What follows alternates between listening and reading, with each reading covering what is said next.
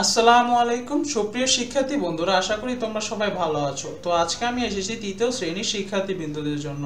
তো বন্ধুরা, আজকে আমি আলোচনা করব তোমাদের প্রাথমিক বিজ্ঞানের ৮ম নাম্বার অধ্যায় মাটি। তো চলো বন্ধুরা, আজকের এই ভিডিওটি শুরু করা যাক।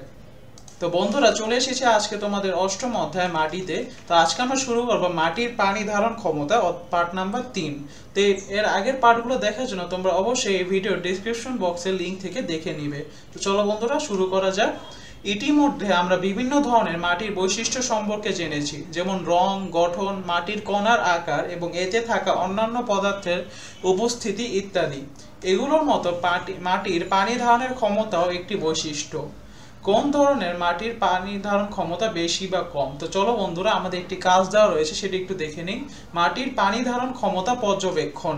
আমাদের যা দরকার এঁটেল মাটি, দোআঁশ মাটি এবং বেলে মাটি, পানি, প্লাস্টিকের বোতল, কাপড়ের টুকরা, কাঁচের গ্লাস, রাবার ব্যান্ড ইত্যাদি। তো এরপরে যে আমাদের যা যা করতে হবে তা একটু দেখে নিই। তো প্রথমে বলা হয়েছে নিচের মতো করে একটি ছক তৈরি করি। তো এখানে একটি ছক দেওয়া রয়েছে। ছকের একবারে বাম দিকে রয়েছে মাটির মধ্যে দিয়ে পানি কত দ্রুত চুইয়ে যায় এবং পাত্রে জমা পানির পরিমাণ। তো এখানে বেলে মাটির জন্য রয়েছে দোআঁশ মাটি এবং এঁটেল মাটি। এরপরে বলা হয়েছে শিক্ষকের সাহায্য নিয়ে প্লাস্টিকের 3টি পানির বোতলের উপরের অংশটি কেটে ফেলি এবং রাবার ব্যান্ড এবং কাপড়ের টুকরো দিয়ে চিত্রের মতো করে 3টি ফানেল তৈরি করি। তো বন্ধুরা, এখানে দেওয়া আছে তোমাদের চিত্রটি, এখানে তোমাদের ফানেল তৈরি করতে বলা হয়েছে। এরপর তোমাদের এবার তৈরি করা ফানেলে সমপরিমাণে বিভিন্ন ধরনের মাটি নেই। তারপর পরে নিচের ছবির মতো প্লাস্টিকের বোতলগুলোর নিচের অংশে ফানেলগুলো রাখি। এখানে তোমাদের প্লাস্টিক বোতলে যে নিচের অংশে এভাবে পানির বোতলগুলো রাখতে বলা হয়েছে। এরপরে তোমরা কোন মাটির মধ্যে দিয়ে পানি তাড়াতাড়ি পড়বে তা অনুমান করি। এবার একই পরিমাণ পানি 3টি ফানেলে ধীরে ধীরে ঢালি। কোন মাটির মধ্যে দিয়ে কত দ্রুত পানি চুয়ে যায় এবং জমা হওয়ার পানির পরিমাণ পর্যবেক্ষণ করে তা ছকে লিখি। তো চলো বন্ধুরা, আমরা একটু কাজের উত্তরটি দেখে আসি। তো বন্ধুরা, প্রাথমিক বিজ্ঞান তৃতীয় শ্রেণী ৮ম নম্বর অধ্যায়, এটি হবে মাটি। সরি বন্ধুরা। তো বন্ধুরা, এখন আমরা চলে যাই আমাদের কাজের সমাধানগুলো। আজকের পৃষ্ঠা নম্বরগুলো হচ্ছে ৮৮, ৮৯, ৯০। তো বন্ধুরা, এখানে যে আমাদের প্রথম ৮৮ পৃষ্ঠায় যে প্রশ্নটি ছিল, কোন ধরনের মাটির পানি ধারণ ক্ষমতা বেশি বা কম? তো উত্তরটা দেখে নিই। বিভিন্ন ধরনের মাটির পানি ধারণ ক্ষমতা বিভিন্ন। বেলে মাটির পানি ধারণ ক্ষমতা খুবই কম। এঁটেল মাটির পানি ধারণ ক্ষমতা সবচেয়ে বেশি। দোআঁশ মাটির পানি ধারণ ক্ষমতা এঁটেল মাটির চেয়ে কম, কিন্তু বেলে মাটির চেয়ে বেশি। তো বন্ধুরা, এরপরে আমাদের পরবর্তী পৃষ্ঠায় যে প্রশ্নটি ছিল, সেই ছকটি আমরা পূরণ করেছি। তো ছকটা আমরা একটু দেখে নিই। কোন ধরনের মাটির মধ্যে দিয়ে পানি কম দ্রুত যায়? তো বেলে মাটিতে তাড়াতাড়ি যায়, দোআঁশ মাটি ধীরে ধীরে এবং এঁটেল মাটিতে খুবই ধীরে। পাত্রে জমা পানির পরিমাণ এখানে বেশি, দোআঁশ মাটিতে কম এবং এঁটেল মাটিতে খুবই কম। এর পরবর্তী প্রশ্ন ছিল মাটির বৈশিষ্ট্যগুলো কি কি? উত্তর: মাটির অনেকগুলো বৈশিষ্ট্য রয়েছে। উত্তরগুলোর মধ্যে দিয়ে কয়েকটি মাটির গুরুত্বপূর্ণ বৈশিষ্ট্যকে নির্দেশ করে। মাটির রং দেখে অনেক কিছুই বোঝা যায়। উদাহরণস্বরূপ, লাল রঙের মাটিতে সাধারণত লৌহের পরিমাণ বেশি থাকে।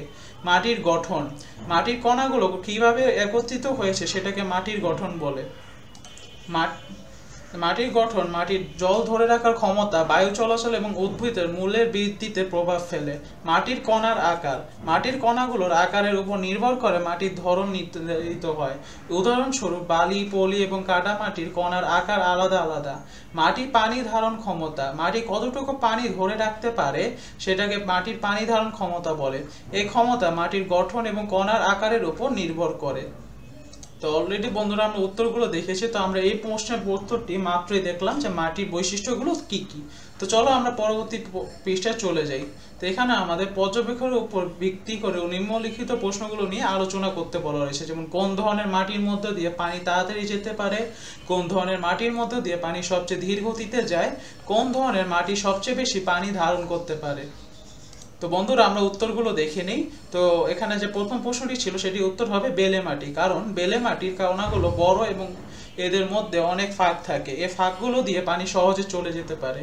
এরপরে কোন ধরনের মাটির মধ্যে দিয়ে পানি সবচেয়ে ধীর গতিতে যায়, সেটি হচ্ছে এঁটেল মাটি, কারণ এঁটেল মাটির কণাগুলো খুবই ছোট এবং একে অপরে খুব কাছাকাছি থাকে, ফলে এদের মধ্যে খুব কম ফাঁক থাকে।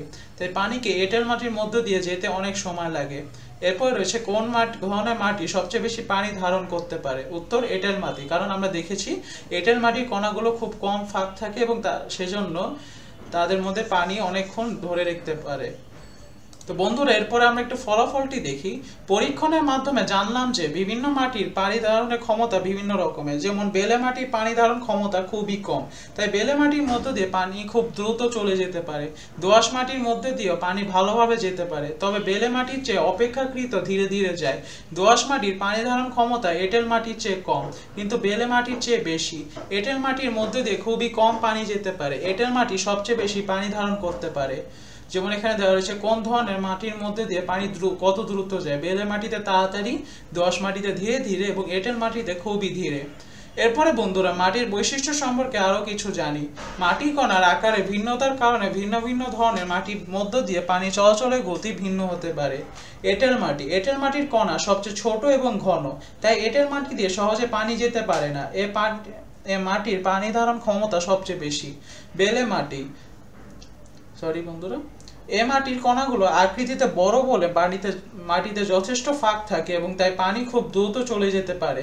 বেলে মাটির কণাগুলো এঁটেল ও দোআঁশ মাটির কণার চেয়ে বড়। দোআঁশ মাটির কণাগুলো বিভিন্ন আকারের। দোআঁশ মাটি ছোট এবং বড় উভয় আকারের কণার মিশ্রণ। এ মাটির পানি ধারণ ক্ষমতা আছে, কিন্তু পানি জমে থাকে না এবং মাটি অন্যান্য উপাদান ধরে রাখতে পারে। তো বন্ধুরা এটি ছিল আজকের জন্য। সবাইকে অনেক ধন্যবাদ এই ভিডিওটি দেখার জন্য। আমাদের পরবর্তী ভিডিওটি শুরু হবে পার্ট নাম্বার 4, মাটি ও ফসল। সেই ভিডিওটি দেখার জন্য তোমাদের সবাইকে অনেক আমন্ত্রণ রইল। তো সবাইকে অনেক ধন্যবাদ এই ভিডিওটি দেখার জন্য। আসসালামু আলাইকুম।